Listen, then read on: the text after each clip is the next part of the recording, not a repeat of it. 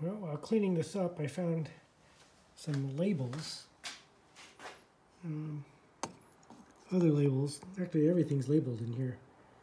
But I found these under a layer of grease.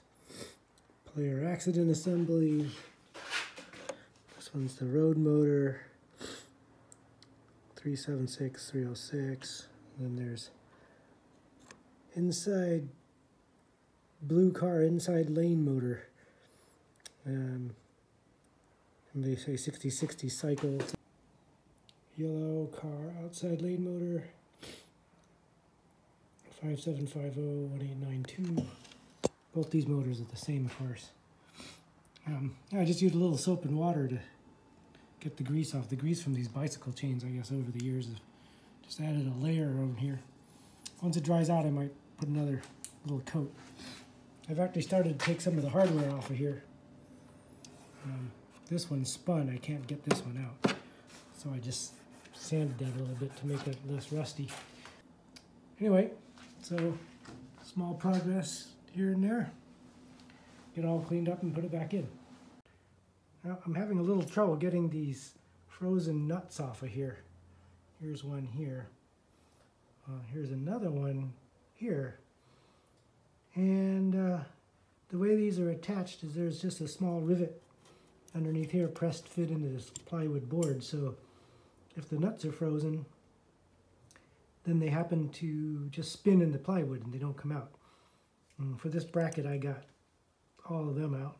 The back one out, but not the front. This one I got the left side, but not the right side. This one, both of them came out. All right, and this after soaking them with some liquid wrench. I loaned my Croyle to somebody, so I didn't have that.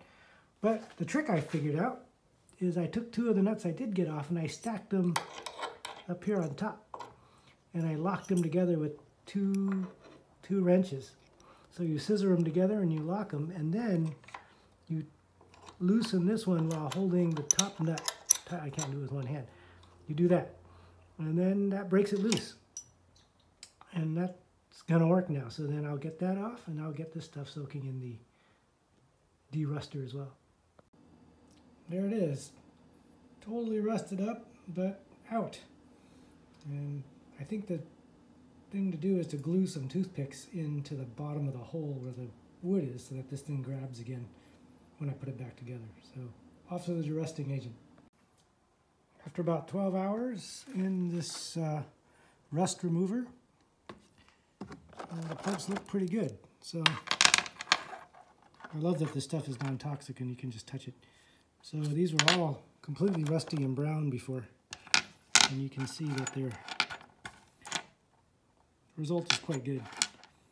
And this is just this WD-40 rust remover soak stuff. I think it's probably the same as a Vipo Rust or any of those other types of chelation agent types.